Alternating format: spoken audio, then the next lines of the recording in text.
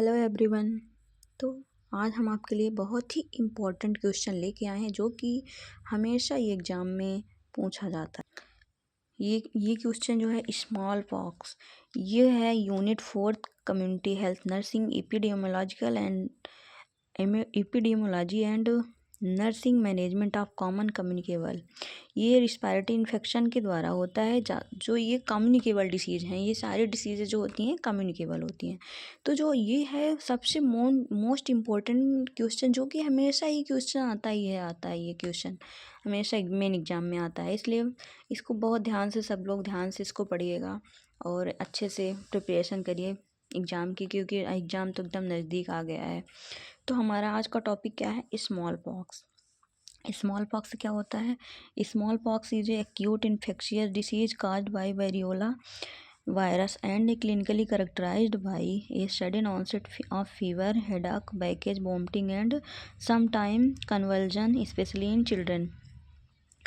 Small pox is a cute infectious disease. ये cute infectious disease होता है जो कि किसके द्वारा काज हो रहा है? वेरियोला वायरस के द्वारा। वेरियोला वायरस के द्वारा ये काज हो रहा है and clinically characterized by a sudden onset fever. Clinically क्या करेक्टराइज होगा? सडन ऑनसेट फीवर होगा, हेडक होगा, बैक में पेन होगा, वोमिटिंग होगा एंड सम टाइम कन्वर्जन भी हो सकता है। स्पेशली ये ज़्यादातर किस में होता है? चिल्ड्रेन में। अब नेक्स्ट क्या है? एपिडेमियोलॉजिकल ट्रेड, इसी फीचर्स भी बोलते हैं। इसमें क्या क्या 3 चीज़ें होती हैं? एजेंट होता है, होस्ट होता है, इन्वायरमेंट। एजेंट क्या हुआ? इसका जो पॉजिटिव एजेंट हो गया क्या हुआ? वेरियोला वायरस हो गया। जो होस्ट है ये किसके द्वारा हो रहा है? It occur in the all edges and both. किस में हो रहा है? ऑल एज, किसी भी एज का चिल्ड्रेन हो, किसी भी एज का पर्सन हो उसमें, और मेल और फीमेल दोनों में हो रहा है ये। इन्वायरमेंट में क्या हो रहा है? It occur in the over crowding area. ये ओवर क्राउडिंग एरिया में हो रहा है, ज़्यादा होता है। It gradually rise from the October reaching the reacting the peak. मतलब अक्टूबर महीने में क्या हो रहा है? अक्टूबर में ये ज़्यादा हो रहा है और ये during March and April lowest in the August and September. अक्टूबर में ज़्यादा हो रहा है, मार्च में भी, और अप्रैल लोएस्ट हो रहा है, अप्रैल इन अगस्त एंड सितंबर में ये कम होता है। ये हो गया इन्वायरमेंट। फिर mode of transmission. Mode of transmission में क्या होता है? बॉर्न ट्रांसमिशन हो गया, droplet infection and droplet infected dust के द्वारा ये हो रहा है। डायरेक्ट कॉन्टैक्ट भी हो रहा है विद द इन्फेक्टेड क्रस्ट से भी हो रहा है, डायरेक्ट कॉन्टैक्ट में भी। इनडायरेक्ट कॉन्टैक्ट भी हो रहा है through the learner clothing used by patient. मतलब जो पेशेंट यूज कर रहा है अगर वो क्लॉथ भी यूज कर रहे हैं तो उसके द्वारा भी हो रहा है। ये हो गया mode of transmission. Incubation period, जो इसका इंक्यूबेशन पीरियड है, इसका इंक्यूबेशन पीरियड जो होता है 7 से 17 डेज होता है, अबाउट 12 डेज भी हो सकता है।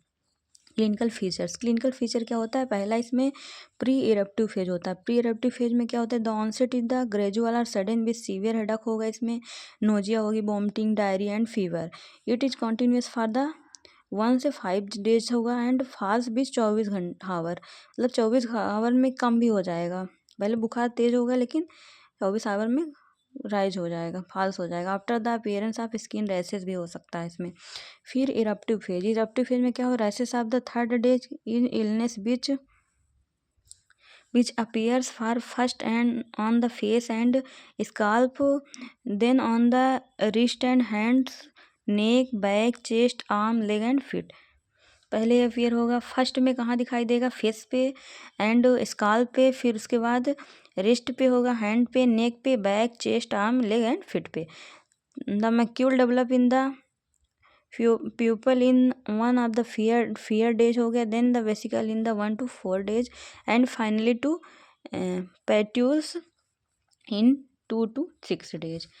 द कंडीशन में प्रोड्यूस सेकेंडरी बैक्टीरियल इन्फेक्शन हो गया, जैसे निमोनिया, इंसेफ्लाइटिस हो गया, ब्लाइंडनेस एंड परमानेंट शेयरिंग हो गया, pitting of skin and complication. बहुत सारी चीज़ें इसमें दिखाई देने को मिल सकती हैं क्योंकि ये क्लिनिकल फीचर्स है।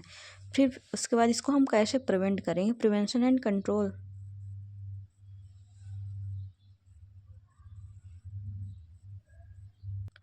Early diagnosis. अगर हमें ये ऐसी सारी चीज़ें दिख रही हैं तो सबसे पहले अर्ली डायग्नोसिस करवाओ। उसके बाद notification in local, national and international होना चाहिए।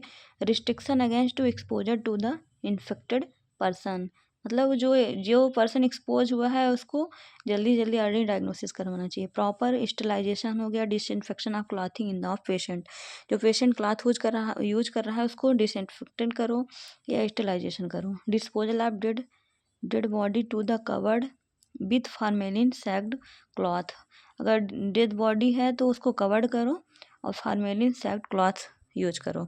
Treatment of management of cases था, इसमें supportive care, electrolyte, ventilation, ETC, ये सारी चीज़ें उसमें मैनेज करने के लिए प्रोवाइड किया जाना चाहिए और आइसोलेट किया जाना चाहिए पेशेंट को, किसी का टच में ना रहे पेशेंट। आइसोलेट जैसे कोविड-19 के टाइम पे आइसोलेट करते हैं वैसे ही।